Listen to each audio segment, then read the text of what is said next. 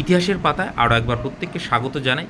আমাদের পার্শ্ববর্তী দেশ বাংলাদেশ, সেখানে যে নির্বাচিত সরকার ছিল তার কিন্তু ইতিমধ্যে পতন ঘটেছে এবং শেখ হাসিনা কিন্তু পদত্যাগ করেছেন। তিনি সম্ভবত ভারতে আশ্রয় গ্রহণ করতে চলেছেন, এইরকমটা কিন্তু বিভিন্ন সংবাদ মাধ্যম সূত্রে আমরা জানতে পারি। তিনি কলকাতাতেও আসতে পারেন, আগরতলাতেও আসতে পারেন এবং বাংলাদেশের ক্ষমতা কিন্তু সেনাবাহিনীর হাতে চলে যাচ্ছে। এই যে ঘটনা, এই ঘটনা না বাংলাদেশের ক্ষেত্রে না ভারতের ক্ষেত্রে কারো ক্ষেত্রেই কিন্তু সুখকর হবে না। কারণ বাংলাদেশ যেদিকে যাচ্ছে সেটা কিন্তু একটা গৃহযুদ্ধের দিকে যাচ্ছে এবং এর সরাসরি প্রভাব কিন্তু আপনার আমার জীবনে পড়বে। এবং যদি গৃহযুদ্ধ হয় তার কুপ্রভাব তো পড়বেই, বিশেষ করে যেগুলো বাংলাদেশ লাগোয়া ভারতের রাজ্য রয়েছে, পশ্চিমবঙ্গ, ত্রিপুরা, আসাম, এগুলোতে কিন্তু সরাসরি প্রভাব পড়বে। এবং বাংলাদেশের পরিস্থিতি কিন্তু খুব ভালো নয়। যে আন্দোলন শুরু হয়েছিল ছাত্র আন্দোলন দিয়ে, সেটা কিন্তু এখন আর ছাত্র আন্দোলন নেই, এটা কিন্তু পুরোপুরি বিদেশিদের দখলে চলে গেছে। কেন এই কথা বলছি তার ব্যাখ্যা আমি দিচ্ছি। দেখুন, যখন ছাত্র আন্দোলনটা শুরু হয়েছিল তার দাবি দেওয়া পূরণ হওয়ার পরেও যখন শেখ হাসিনার সরকারকে সরানোর জন্যই যে পরিকল্পনাটা করা হচ্ছিল এবং ভারত বিরোধী যেসব স্লোগান সেসব মিছিল থেকে উঠছিল, এ থেকে একটা বিষয় স্পষ্ট যে এইটা কিন্তু একটা পরিকল্পিত একটা ঘটনা, যেইটা পিছনে কিন্তু একটা বড় শক্তি রয়েছে। এই বড় শক্তিটাকে, বিদেশি শক্তিটাকে তার আগে বলিনি, এই ঘটনার জন্য সবথেকে ক্ষতিগ্রস্ত হবে ভারত এবং বাংলাদেশ, এবং সবথেকে আনন্দিত হবে নিশ্চয়ই জানেন পাকিস্তান, কারণ পাকিস্তান থেকে ভেঙেই বাংলাদেশ হয়েছিল। আমরা তো একই অংশ ছিলাম, ভারতবর্ষ তো ব্রিটিশ ইন্ডিয়ার যে পার্ট সেটাতে বাংলাদেশও ছিল, পাকিস্তানও ছিল, সেই ইতিহাস নিশ্চয়ই আপনারা জানেন। কিন্তু যখন ৭১-এ স্বাধীন হলো বাংলাদেশ পাকিস্তানের থেকে, তো সেইটা তো তারা কোনোদিনও ভালোভাবে নেয়নি। এইবার যখন বাংলাদেশ এই রকম একটা অবস্থার মধ্যে দিয়ে যাচ্ছে, গৃহযুদ্ধের মধ্যে দিয়ে যাচ্ছে, তখন সব থেকে আনন্দিত হবে পাকিস্তান। কিন্তু সব থেকে লাভবান কী হবে? সব থেকে লাভবান হবে হচ্ছে আমেরিকা। কিভাবে? না, যতক্ষণ আমেরিকার কাছে পাকিস্তান গুটি ছিল ততক্ষণ তিনি কিন্তু বাংলাদেশের ওপর নজর দেননি। এইবার যেই পাকিস্তান নামক গুটিটা তার হাত থেকে ফসকে যাচ্ছে, চীনের হাতে অনেকটা চলে গিয়েছে, তাহলে ভারতকে চেক অ্যান্ড ব্যালেন্সে যদি রাখতে হয় তাহলে আরও একটা গুটির দরকার, সেইটা হচ্ছে সব থেকে ভালো হয় বাংলাদেশ। কিন্তু বাংলাদেশের সঙ্গে ভারতের ভালো সুসম্পর্ক, শেখ হাসিনার সঙ্গে ভারত সরকারের।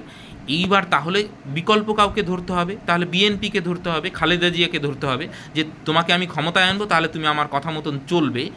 এই লজিকেই কিন্তু যখন শেখ হাসিনা পুনর্নির্বাচিত হলো, আমেরিকান সরকার কিন্তু পুরোপুরি এই শেখ হাসিনা সরকারের পিছনে লাগলো, পরিষ্কার কথা। এবং এটা আমার কথা নয়, আপনি যদি শেখ হাসিনার যে প্রেস কনফারেন্স, জিওপলিটিক্যাল ইভেন্টগুলো যদি দেখেন তাহলে নিশ্চয়ই খেয়াল করবেন যে আমেরিকান যে খুফিয়া এজেন্সি সিআইএ, এর পিছনে কিন্তু রয়েছে। এবং শেখ হাসিনাকে সরানোর পিছনে আমেরিকা এবং আমেরিকান কোম্পানির একটা কিন্তু বড় মদত রয়েছে। আজকে যে media through, social media through আপনার সঙ্গে কথা বলছি, ইউটিউব, ফেসবুক, সমস্ত কিছু কিন্তু এই আমেরিকান কোম্পানির দখলে। এইবার তারা চাইলে কোনটাকে প্রমোট করবে, কোনটাকে প্রমোট করবে না। এই যে ছাত্র আন্দোলনটাকে এত বড় বানানোর পিছনেও কিন্তু সোশ্যাল মিডিয়ার তো একটা বড় ভূমিকা রয়েছে। এবং আমেরিকার কিন্তু এই জঘন্য ইতিহাসটা রয়েছে। আমেরিকা কিন্তু কোনোদিনই ভারতবর্ষ বা পৃথিবীর কোনো দেশের বন্ধু হতে পারে না। তারা শুধু বাণিজ্যটাকে বোঝে, তাদের শুধু স্বার্থটাকে বোঝে, এবং সে কখনোই চায় না যে Bharatvarsha as a super power হিসাবে উঠে আসুক। তাকে চেক অ্যান্ড ব্যালেন্সে রাখতে গেলে হয় পাকিস্তান, না হলে বাংলাদেশকে তার দরকার। কিন্তু পাকিস্তান অনেকটা চীনের কবজায় চলে গেছে এবং চীনের সঙ্গে আমেরিকার ভালো সম্পর্ক নয়, অতএব দ্বিতীয় গুটি হিসাবে কিন্তু তারা বাংলাদেশকে খেলতে চাইছে।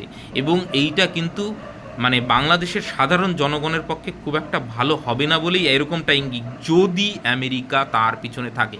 কারণ আমেরিকা মিডিল ইস্টে কী করেছে? প্রত্যেকটা দেশকে, আরব কান্ট্রির দেশগুলোকে, সিরিয়াকে কী করেছে? ইসরায়েলকে দিয়ে পুরো মিডিল ইস্টটাকে কিন্তু তার নিয়ন্ত্রণে রাখার চেষ্টা করে।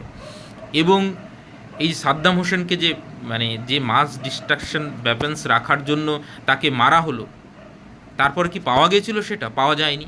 অতএব পৃথিবীর বড় বড় যে সমস্ত নরসংহার হয়েছে তার পিছনে কিন্তু আমেরিকার হাত রয়েছে।